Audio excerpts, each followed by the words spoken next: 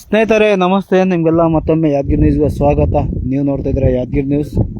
ಈಗ ನಾನು ಬಂದಿರುವ ದೃಶ್ಯ ಜಾಗ ಭೀಮಾ ನದಿ, ಯಾದಗಿರಿ ನಗರದ ಹೊರವಲಯದಲ್ಲಿರುವ ಭೀಮಾ ನದಿಗೂ ಸಹ ಈಗ ಅಪಾರ ಪ್ರಮಾಣದ ನೀರು ಬಂದಿದ್ದಾವೆ. ನೀವೆಲ್ಲ ದೃಶ್ಯ ನೋಡ್ತಾ ಇದ್ರಲ್ಲ, ಈಗ ದೇವಸ್ಥಾನಕ್ಕೂ ಸಹ ನುಗ್ಗಿದಾವೆ ನೀರು. ಮಹಾರಾಷ್ಟ್ರದಲ್ಲಿ ಭಾರಿ ಮಳೆ ಹಿನ್ನೆಲೆಯಲ್ಲಿ ಈ ಒಂದು ಭೀಮಾ ನದಿಗೆ ಅಪಾರ ಪ್ರಮಾಣ ನೀರು ಬರುತ್ತೆ. ಹಾಗಾಗಿ ಇವತ್ತು ಭೀಮಾ ನದಿಗೆ ಅಪಾರ ಪ್ರಮಾಣದ ನೀರು ಸಹ ಬಂದಿದೆ. ಹಾಗಾಗಿ ಜಿಲ್ಲಾಡಳಿತ ವತಿಯಿಂದ ಸಹ ಎಚ್ಚರಿಕೆಯನ್ನು ಘೋಷಿಸಿದ್ದಾರೆ, ಎಚ್ಚರಿಕೆಯನ್ನು ನೀಡಿದ್ದಾರೆ. ಯಾವ ಎಚ್ಚರಿಕೆ ಅಂತ ನೋಡೋಣ ಬನ್ನಿ.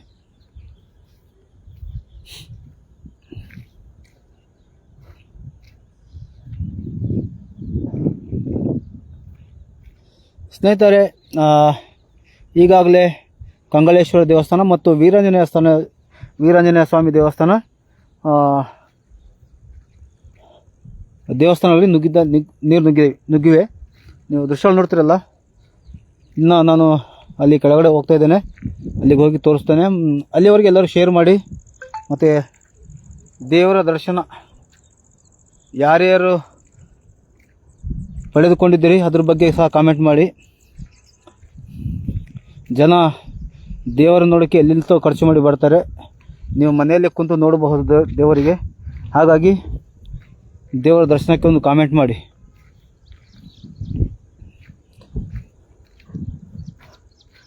ಇದು ನಾನು ಬಂದಿರೋದು ಈಗ ಭೀಮಾ ನದಿಗೆ, ಯಾದಗಿರಿ ನಗರದ ಹೊರವಲಯದಲ್ಲಿರುವ ಭೀಮಾ ನದಿಗೆ ಬಂದಿದ್ದೇನೆ ಸ್ನೇಹಿತರೆ. ಭೀಮಾ ನದಿಗೆ ಎಷ್ಟೊಂದು ನೀರು ಬಂದಿದ್ದಾವೆ, ನೀವು ದೃಶ್ಯಗಳು ನೋಡ್ತಾ ಇದ್ದೀರಿ.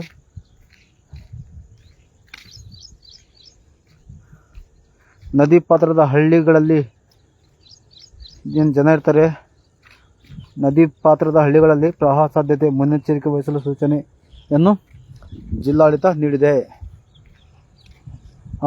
ಇನ್ನೊಂದು, ಯಾದಗಿರಿ ಜಿಲ್ಲೆಯಲ್ಲಿ 2 ನದಿಗಳು, ಪ್ರಮುಖ ನದಿಗಳು, ಒಂದು ಕೃಷ್ಣ ನದಿ, ಇನ್ನೊಂದು ಭೀಮಾ ನದಿ.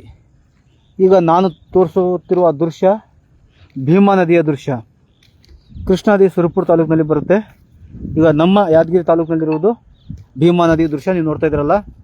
ಈ ಭೀಮಾ ನದಿಯ ಒಂದು ದೃಶ್ಯ ಬಹಳಷ್ಟು ನೀರು ಬಂದಿದ್ದಾವೆ. ನೀವು ನೋಡ್ರಿ, ಎಲ್ಲ ಇದು ನೋಡ್ತಾ ಇದ್ದೀರಲ್ಲ. ಮತ್ತು ಅದೇ ರೀತಿ ಇದು ಕಂಗಳೇಶ್ವರ ದೇವಸ್ಥಾನ ಮತ್ತು ವೀರಾಂಜನೇಯ ಸ್ವಾಮಿ ದೇವಸ್ಥಾನ, ಈ 2 ದೇವಸ್ಥಾನಗಳು ಸಹ ಜಲಾವೃತಗೊಂಡಿವೆ. ಮಹಾರಾಷ್ಟ್ರದಲ್ಲಿ ಸಾಕಷ್ಟು ನೀರು ಮಳೆ ಆಗ್ತಾಯಿದೆ. ಆ ಮಳೆ ಹಿನ್ನೆಲೆಯಲ್ಲಿ ನಮ್ಮ ಭೀಮಾ ನದಿಗೆ ಅಪಾರ ಪ್ರಮಾಣದ ನೀರು ಬಂದಿದೆ. ಅದೇ ರೀತಿ ನಾರಾಯಣಪುರ ಬಸವ ಡ್ಯಾಮ್ನಿಂದ ಸಹ ನೀರು ಬಿಡುಗಡೆ ಮಾಡಿದ್ದಾರೆ, ಮತ್ತು ಆಲ್ಮಟ್ಟಿಯಿಂದ ನೀರು ಸಹ ಬಿಡುಗಡೆ ಮಾಡಿದ್ದಾರೆ ಬಸವ ಡ್ಯಾಮಿಗೆ. ಎಷ್ಟು ಮಾಡಿದ್ದಾರೆ ಅನ್ನೋದು ನೋಡಿ.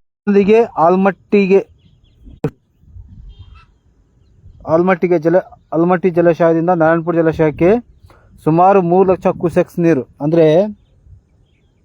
ಕೃಷ್ಣಾ ನದಿಗೆ ಬಿಡಲಾಗಿದೆ. ಆಲ್ಮಟ್ಟಿ ಜಲಾಶಯದಿಂದ ನಾರಾಯಣಪುರ ಜಲಾಶಯಕ್ಕೆ ಸುಮಾರು 3 ಲಕ್ಷ ನೀರು ಬಂದಿದ್ದಾವೆ. ನಾನು ತೋರಿಸುವ ದೃಶ್ಯ ಭೀಮಾ ದೃಶ್ಯ, ಅಂದರೆ ನಮ್ಮ ಜಿಲ್ಲೆಯಲ್ಲಿ 2 ನದಿಗಳಿದ್ದಾವೆ, ಅದಕ್ಕೋಸ್ಕರ ಅದ್ರ ಬಗ್ಗೆನೂ ಸಹ ನಿಮಗೆ ಹೇಳ್ತಾ ಇದ್ದೇನೆ.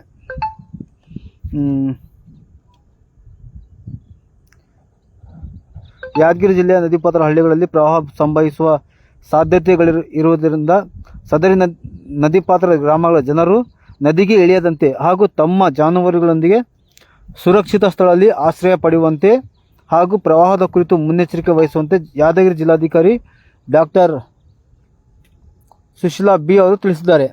ನೋಡಿ, ನದಿ ಪಾತ್ರ ಜನರಿಗೆ, ಅಂದರೆ ರೈತರಾಗಿರಬಹುದು, ಮತ್ತು ಹೊಲಗಳಾಗಿರಬಹುದು, ಪಂಪ್ಸೆಟ್ಗಳಾಗಿರ್ಬೋದು, ಎಲ್ಲ ನೀವು ಸ್ವಲ್ಪ ಜಾಗೃತಿ ಇರಬೇಕಂತೇಳಿ ನಮ್ಮ ಜಿಲ್ಲಾಧಿಕಾರಿ ತಿಳಿಸಿದ್ದಾರೆ.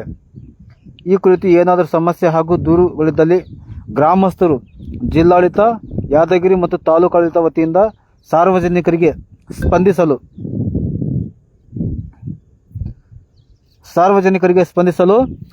24x7 ಸಹಾಯವಾಣಿ ಕೇಂದ್ರ ತೆರೆಯಲಾಗಿದ್ದು, ಸಾರ್ವಜನಿಕರು ಈ ಕೆಳಕಂಡ ಜಿಲ್ಲಾಧಿಕಾರಿಗಳ ಕಾರ್ಯಾಲಯ ಹಾಗೂ ತಹಸೀಲ್ದಾರರ ಕಚೇರಿಗೆ ಕರೆ ಮಾಡಲು ಸಹಾಯವಾಣಿ ಆರಂಭಿಸಲಾಗಿದೆ.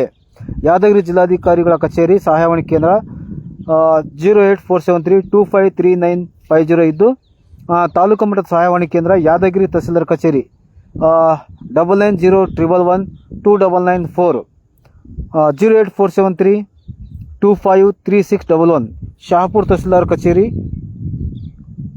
9448333545 08479243321 ಸುರ್ಪುರ್ ತಹಸೀಲ್ದಾರ್ ಕಚೇರಿ 9980265830 08443256043 ವಡಗರ ತಹಸೀಲ್ದಾರ್ ಕಚೇರಿ 9449733123 6360077481 ಹುಣಸಿಗಿ ತಹಸೀಲ್ದಾರ್ ಕಚೇರಿ 9945103885 9019132429 ಸಂಪರ್ಕಿಸಬಹುದೆಂದು ಅವರು ಪ್ರಕಟಣೆ ತಿಳಿಸಿದ್ದಾರೆ. ಇದು ನಿಮಗೆ ಯಾವುದಾದ್ರೂ ಸಹಾಯ ಬೇಕಂತಂದರೆ ಇಷ್ಟೊತ್ತು ನೀವು ನೋಡಿದ್ರಲ್ಲ, ಹಾಗಾಗಿ ನೀವೆಲ್ಲ ಮುನ್ನೆಚ್ಚರಿಕೆ ಕ್ರಮ ಅದೆಲ್ಲ ಕೈಗೊಳ್ಳಬೇಕು. ಮತ್ತು ನಿಮ್ಗೆ ಏನಾದರೂ ಸ್ವಲ್ಪ ಅಲ್ಲಿ ಸಮಸ್ಯೆಗಳಿದ್ದರೆ ಈ ಒಂದು ಕರೆಗಳಿಗೆ ನೀವು ಕರೆ ಇದು ಒಂದು ದೂರವಾಣಿ ಕರೆ ಮಾಡಬಹುದು.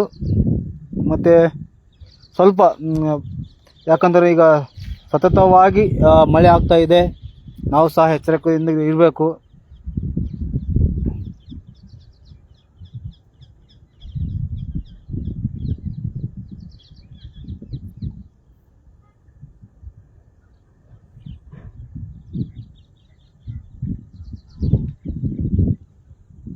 ಸ್ನೇಹಿತರೆ, ಈ ವಿಡಿಯೋ ನಿಮಗೆ ಹೇಗನ್ಸಿತ್ತು ಅನ್ನೋದ್ರ ಬಗ್ಗೆ ಕಾಮೆಂಟ್ ಮಾಡಿ.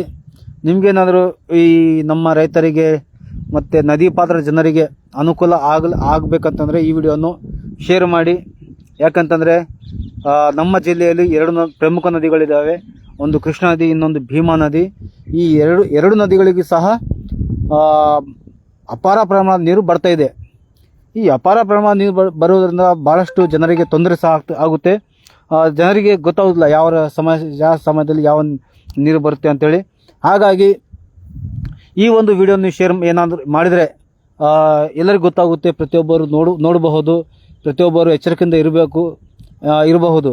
ಹಾಗಾಗಿ ದಯಮಾಡಿ ತಮ್ಮೆಲ್ಲರೂ ನಾನು ಮನವಿ ಮಾಡ್ತೇನೆ ಸ್ನೇಹಿತರೆ, ಈ ವಿಡಿಯೋವನ್ನು ಆದಷ್ಟು ಬೇಗ, ಆದಷ್ಟು ಸಾಧ್ಯವಾದಷ್ಟು ಜಾಸ್ತಿ ಶೇರ್ ಮಾಡಬೇಕು.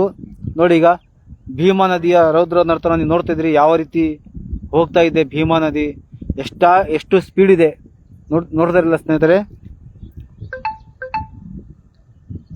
ಇದಕ್ಕಿಂತ ಜಾಸ್ತಿ ನೀರು ಕೃಷ್ಣಾ ನದಿಯಲ್ಲಿದ್ದಾವೆ. ನಮ್ಮ ಸುರ್ಪುರ್ ತಾಲೂಕಿನಲ್ಲಿರುವ ಬಸವಸಾಗರ್ ಡ್ಯಾಮ್ನಿಂದ ನೀರು ಬಿಟ್ಟಿದ್ದಾರೆ. ಆ ಒಂದು ಕೃಷ್ಣಾ ನದಿಯಲ್ಲಿ ಇದಕ್ಕಿಂತ ಜಾಸ್ತಿ ನೀರಿದ್ದಾವೆ. ಹಾಗಾಗಿ ನಾನು ಹೇಳಿದ್ನಲ್ಲ ಆಗಲೇ, 3 ಲಕ್ಷ ಕ್ಯೂಸೆಕ್ ನೀರು ಇವತ್ತು ಆಲ್ಮಟ್ಟಿ ಡ್ಯಾಮ್ನಿಂದ ಬಸವಸಾಗರ್ ಡ್ಯಾಮ್ಗೆ ಬರ್ತಾ ಇದ್ದಾವೆ. ಹಾಗಾಗಿ ಈ ವಿಡಿಯೋನ ನೀವೇನಾದ್ರು ಶೇರ್ ಮಾಡಿದರೆ ನದಿ ಪಾತ್ರದಲ್ಲಿರುವಂಥ ಜನರು ಸ್ವಲ್ಪ ಎಚ್ಚರಿಕೆಯಿಂದ ಇರ್ತಾರೆ. ನಾವೆಲ್ಲ ಮಾಡೋದೇ ಜನರಿಗೋಸ್ಕರ. ಇವತ್ತು ಜನರಿಗೆ ಗೊತ್ತಾಗಬೇಕು ನಾವೇನು ವಿಡಿಯೋ ಮಾಡ್ತಾಯಿದ್ದೀವಿ, ಯಾಕೆ ಮಾಡ್ತಾಯಿದ್ದೀವಿ ಎಲ್ಲ ನಿಮ್ಗೆ ಗೊತ್ತಿದೆ.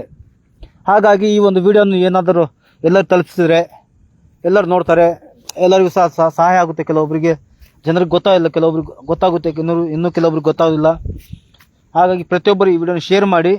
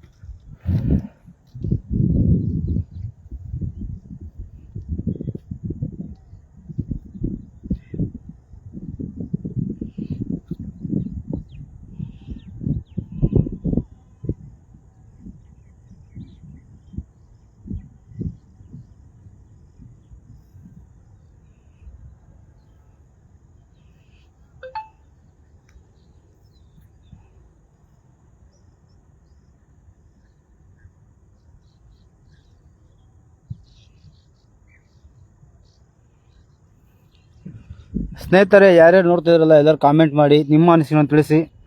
ಮತ್ತು ಇವತ್ತಿನ ವಿಡಿಯೋ, ಇದು ಒಂದು ವಿಡಿಯೋ ಮಾಡ್ತಾಯಿದ್ದೀವಲ್ಲ, ಯಾವ ರೀತಿ ಇನ್ನೂ ನಾವು ಮಾಡಬೇಕು, ಮತ್ತು ಇದೇ ರೀತಿ ಎಲ್ಲೆಲ್ಲಿ ಪ್ರವಾಹ ಬರುವ ಸಾಧ್ಯತೆಗಳು ಅದ್ರ ಬಗ್ಗೆ ಸಹ ನೀವು ನಮಗೆ ತಿಳಿಸ್ಬೋದು.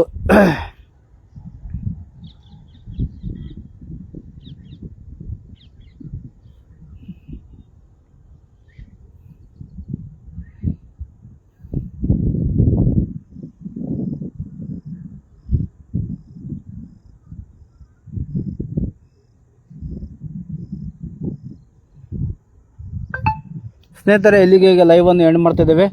ಮತ್ತೊಮ್ಮೆ ಸಿಗೋಣ. ಅಲ್ಲಿವರೆಗೆ ಎಲ್ಲರಿಗೂ ಶುಭ ದಿನ, ಶುಭ ಸಂಜೆ, ಶುಭರಾತ್ರಿ. ಕಂಗಾಳೇಶ್ವರ ದೇವಸ್ಥಾನ ಮತ್ತು ವೀರಾಂಜನೇಯ ಸ್ವಾಮಿ ದೇವಸ್ಥಾನ, ಆ ಮುಂದೆ ಕಾಣುವ ಬ್ರಿಡ್ಜ್ ಯಾದಗಿರಿ ಜಿಲ್ಲೆಯ ವಡಗೇರಿ ತಾಲೂಕಿನ ಗುರ್ಸಿಣಗಿ ಬ್ರಿಡ್ಜ್ ಕಮ್ ಬ್ಯಾರೇಜ್. ಈಗ ನಾನು ಲೈವನ್ನು ಇಲ್ಲಿಗೆ ಕೊನೆಗೊಳಿಸುತ್ತೇನೆ. ಅಲ್ಲಿಯವರೆಗೆ ಎಲ್ಲರಿಗೂ ಶುಭ ಸಂಜೆ.